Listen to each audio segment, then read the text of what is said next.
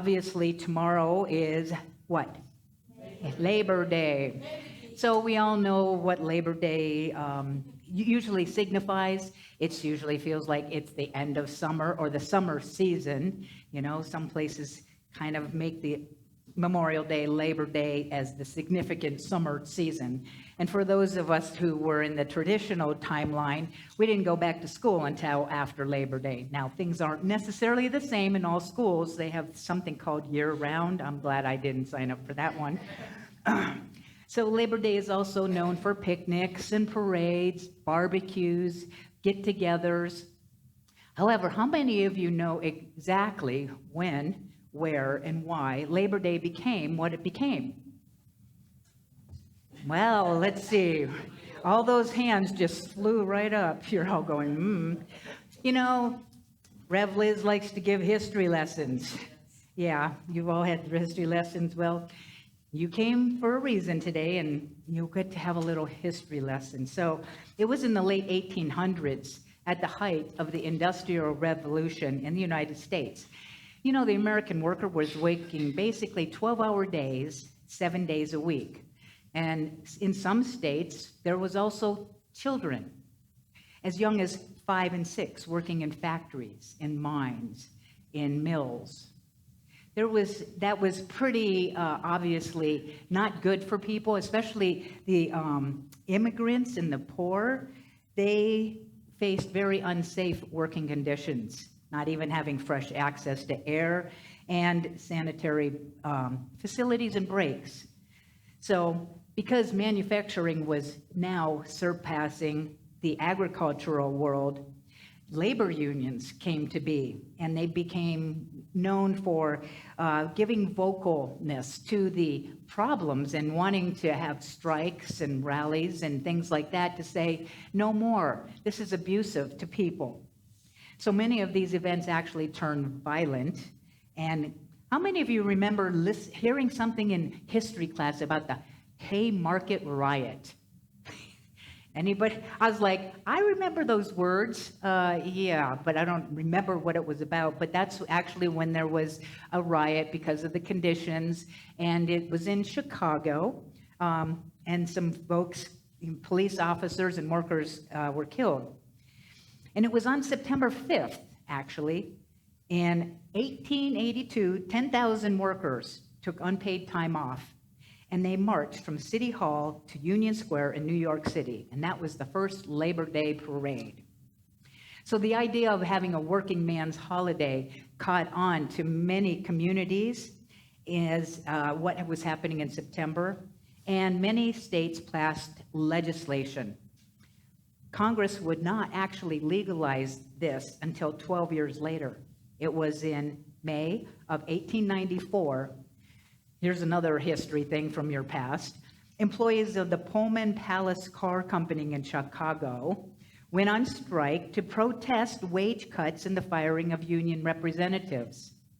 So to break the Pullman strike, the federal government dispatched troops to Chicago, which unleashed a wave of riots that resulted in the deaths of many workers. Well, in all of this massive unrest, in an attempt to repair the ties with the American workers, Congress passed an act, finally making Labor Day a legal holiday in the District of Columbia and Territories. And it was in June of 1894, President Grover Cleveland signed it into law. Now, you may not know this, but Tuesday was the official, actual Labor Day, but they finally decided to change it because you could have a 3-day weekend, right? So for more rest and relaxation. So did anybody get refreshed in your history? Yeah, okay. So it's about that thing called rest and relaxation, because we work hard. And what does labor and work mean? Well, the word labor means to work, mentally or physically work hard, putting a lot of effort into something. Usually a goal. And so we all know what work is and labor is, and those that have had babies know another definition of what labor has been. And the opposite words for labor and work are leisure, idleness, inactivity, rest, relaxation, fun, and entertainment. So I decided I was going to kind of use a oxymoron. Anybody know what an oxymoron is from your English class? I love that word, oxymoron. And it's all about when you have two words together that have basically opposing meaning. Things like jumbo shrimp, you know, right? What jumbo shrimp? How about original copy? Virtual reality, what's that? Seriously funny, all right? Sweet sorrow, pretty ugly. Clearly confused. So a labor of love is basically speaking about labor of love. I'm changing it to a labor of self-care. Labor of love to self-care. So today's talk is a labor of love. So it's about self-care, and self-care is about rest, relaxation, taking a bath, eating right, just enjoying life. And so the oxymoron is the fact is that it's the work of self-care. And that's how I envision basically an oxymoron in that way. So how many of you know the history? More history? Boy, are you in for a treat today. History of self-care. Anybody? This, I want you to really listen to this because I was amazed at what self-care came from. It was actually in the 1950s that it actually became something. And it was the ideology of self-care originated in the 50s in the medical community. With the rise of patient or person-centered medicine, there was more of an emphasis on individual acts, on what you can do to assist yourself in better health and well-being. It basically started the self-care movement, and it was medical ethics. Who knew there was medical ethics? That they were looking to create opportunities for the patient to take responsibility. But it really was first used in the mental institutions, encouraging patients to practice self-care to help them have a greater self-worth. Simple things like exercising, personal grooming, eating well, actually came from the medical world. So from that, in the medicine world, in the psychiatric settings mostly, self-care became a community care. During the civil rights movement, thanks to the Black Panthers movement. Did you know that? The Black Panthers movement actually was what really took self-care into another realm.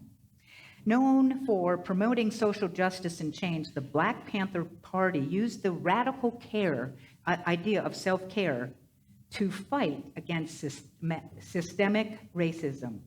They understood the important role of self-care was necessary because for them to keep their momentum up for social justice, they understood the importance that their individual people needed to take better care of themselves. It became a value-driven core community action. How are we taking care of ourselves? Because otherwise they would get burned out. It says by encouraging acts of self-care among their members, the movement could stay energized to fight for justice. And that actually moved into the 1970s. So this was in the 60s. And it continued because then it became what was called medical racism, because the medical community did not provide for the Black community the same resources for their medical care. So in '72, the Black Panther Party released a program emphasizing the health of the Black people as a key to their resilience in this fight for social justice. So they actually created groups and programs to support the health and the self-care of the Black community.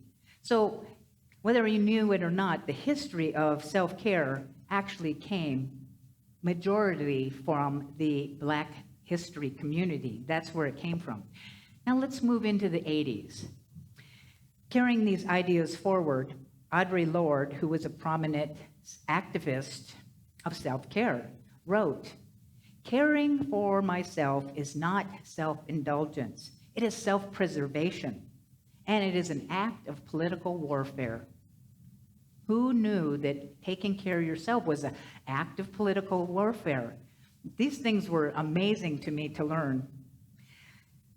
Then the 2000s, well, happened to be in the 90s, there wasn't a lot of unrest because the Cold War had ended, and so there was an economic boom and political peace.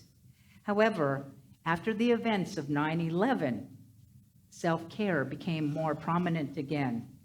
The attacks sparked a new movement of trauma therapy for veterans, victims, and first responders. In the years following 9/11, self-care became more prominent. Now, I'm not going to get into politics, but I'm just going to share what was read here or was written here. The 2010s, with the election of President Trump in 2016, the term self-care exploded. For 6 days, from November 13th to November 19th, post-election, the term self-care saw a spike in search interest in Google Trends. Articles with the title self-care were being published weeks after the election, such as a self-care guide of TV to watch to forget about Donald Trump's rise. The rise of Donald Trump demand we embrace a harder kind of self-care. Basically, self-care became a nationally recognized necessity somewhat overnight. And since then, self-care has become a viral, as much needed and a practice for all people, especially with a greater awareness of mental trauma and such things. So, anybody learn something there? Right? Who knew all that was happening? So now we're up to date, so to speak. So we're going to talk about self-care today.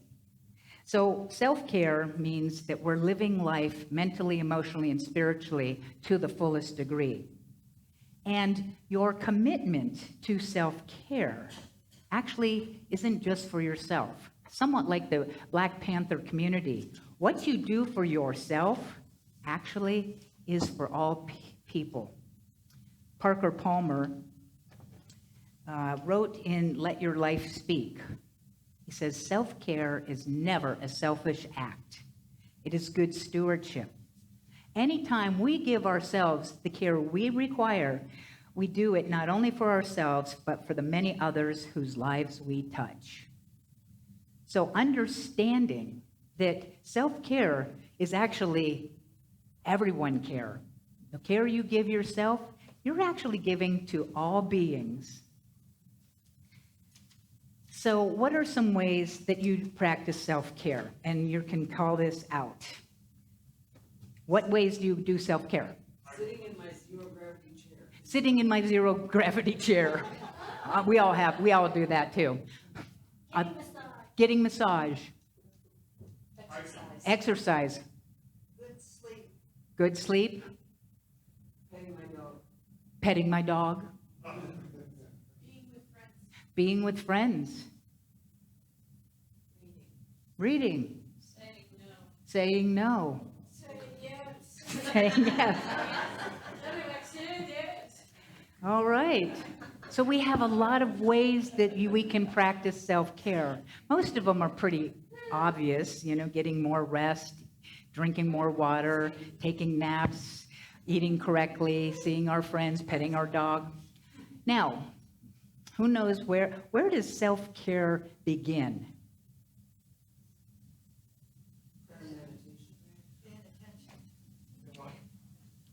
In your mind.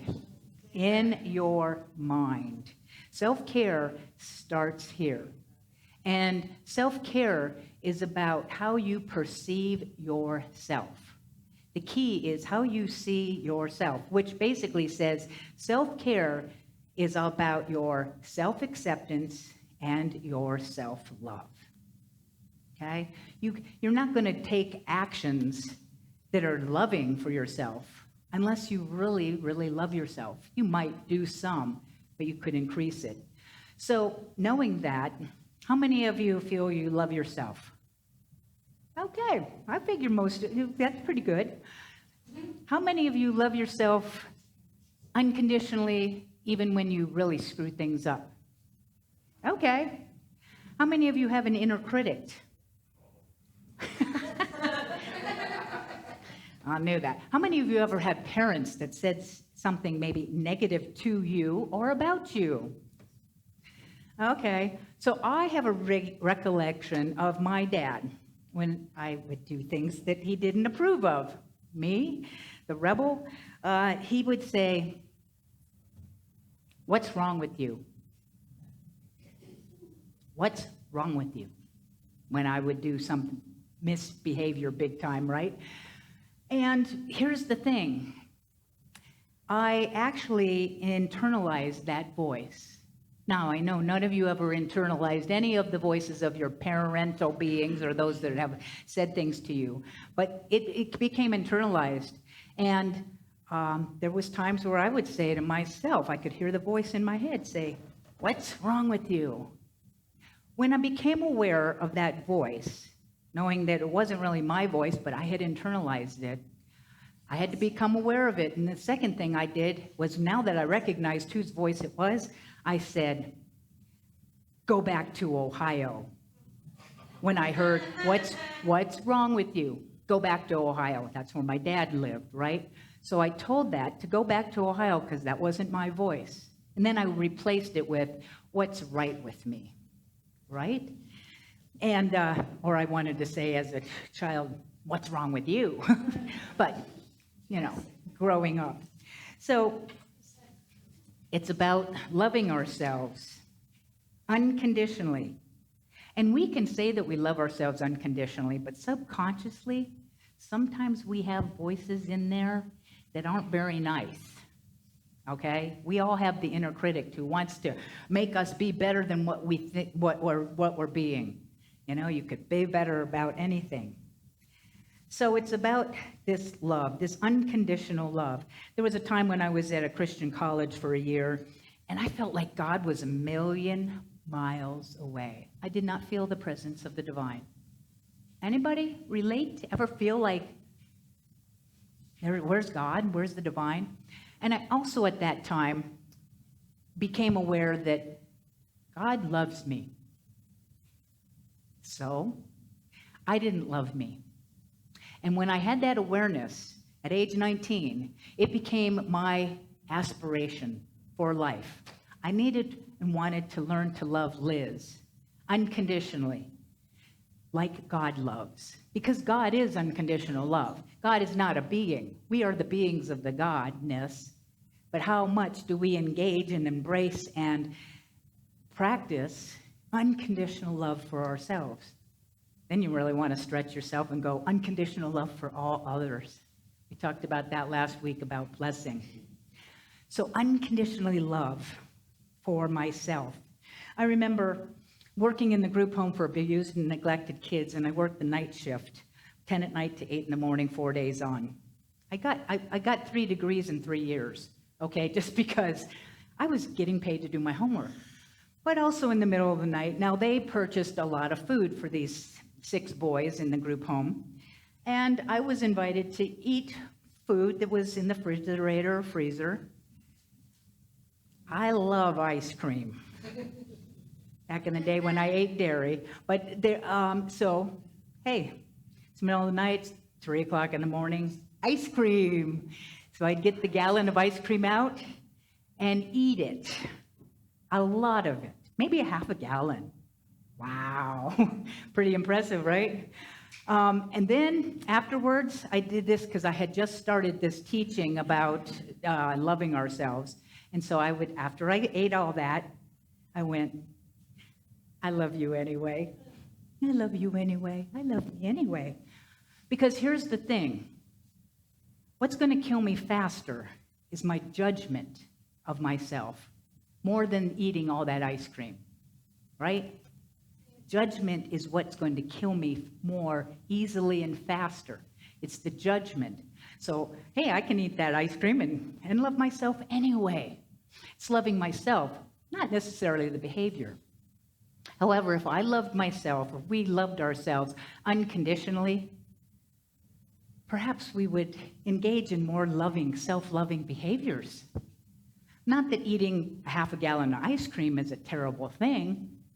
However, if I was to do so on a regular basis, I think that's about, it becomes abusive when I do something that is not necessarily healthy. And again, it's about that health and well-being for myself. Matthew Fox, great New Thought teacher. Bless you. I love to bless people. He invited me to bless. Matthew Fox, in The Coming of the Cosmic Christ, writes, one must let go of internalized oppression and dare to see oneself again as an image of God, as an original blessing, as a co-creator with divinity. Self-love is a rare and radical kind of love because it requires a trust of our right to be here and of the universe's love of us.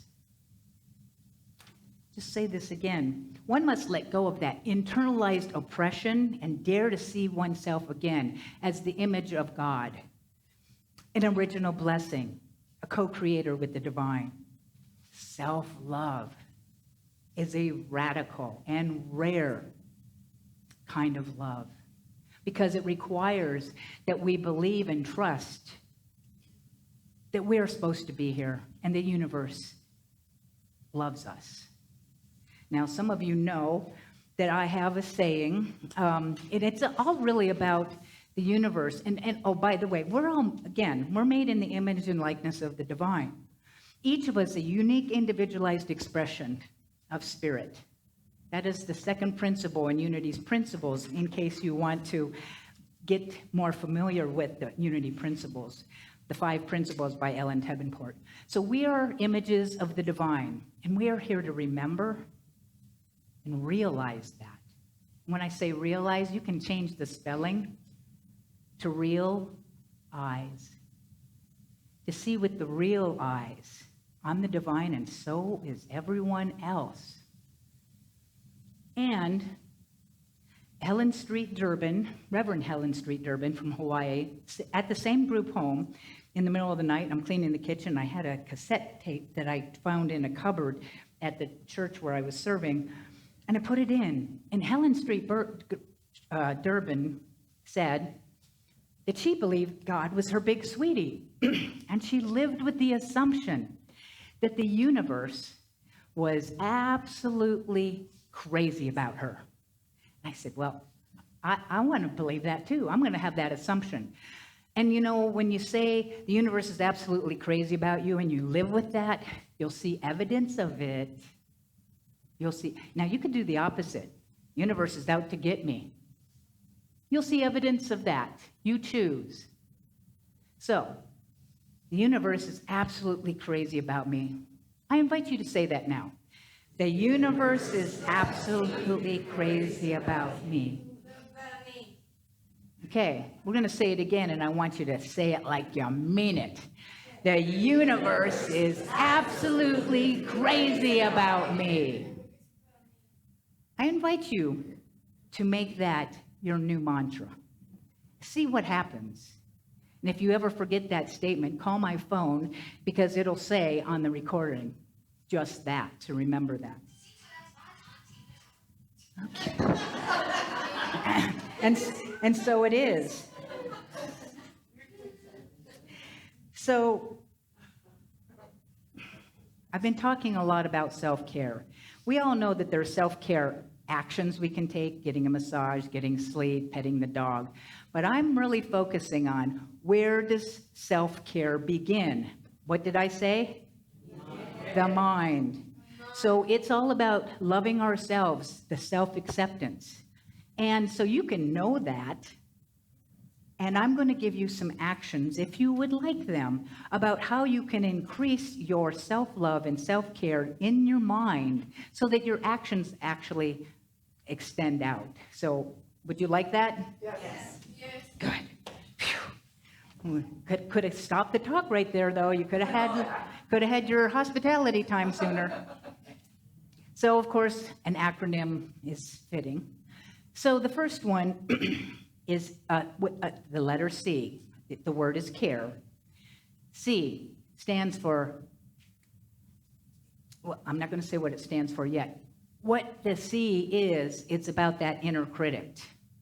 When your inner critic shows up, and you got to first of all be aware that you just had a negative thought about yourself. So you got to have the awareness, or otherwise you can't do the second part, which is you say, cancel, cancel, or stop, or go back to Ohio. You can use a statement to catch it. So the C stands for cancel, cancel. That negative thought comes in. And I love Ernest Holmes. He is the founder of the Science of Mind teachings. And Ernest says, we must come to believe that at the center of our lives there is a wholeness. And we should think of the mind as the door through which it enters.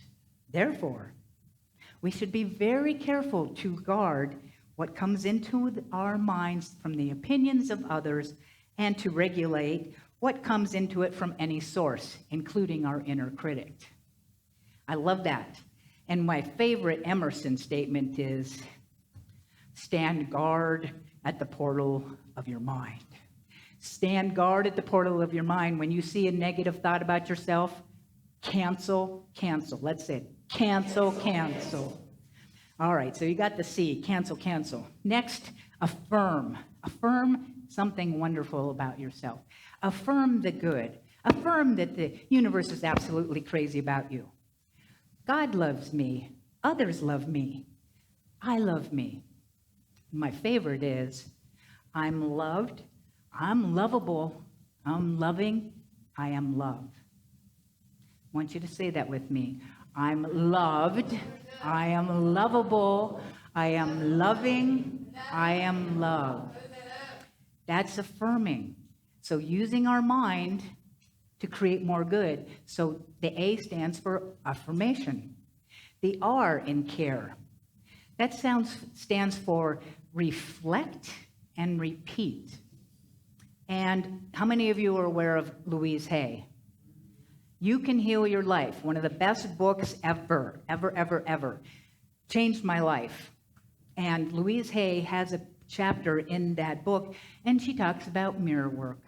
So when I say reflect, the reflection in the mirror, and that you repeat things like, hi, beautiful. I love you. Looking good today. You are the best. I don't care what you say, but it has to be positive, right? And look in the mirror. Louise Hay actually has a book now that's called Mirror Work. And looking in the mirror, instead of going, ugh, none of you do that, right? What's up with that hair today? What's up with that? So we tend to be critical of the body. But every time I'm critical of my body or my looks, I'm actually criticizing God. Busted. You're looking at the divine in the package of you. So be loving and repeat and say loving things to that reflection. That's your R. The E, that stands for a lot of things. I'm, in fact, trying to narrow down the E. Establish self-care as a priority. Establish self-care as a priority and make a routine. Now, I have a second E, and that is to extend or engage another person. Have an accountability partner. Oh, you mean I have to be accountable? I actually belong to a radical self-care team that we have a call at 9:45 every Thursday. And we say what's going on, and then we do prayer, but we also say what we're going to do that week. It's radical self-care. And when you have somebody to be accountable to. So to establish a routine and extend and engage with another. That is my recommendation. So self-care in the mind can actually be amazingly simple. It can be amazingly simple when you practice it. And the more you do these care practices, cancel, affirmations, reflect, and repeat, and to establish a routine in your self-care, these simple, amazingly simple practices, do them here, and you will find yourself doing amazing things out in the world. And so it is.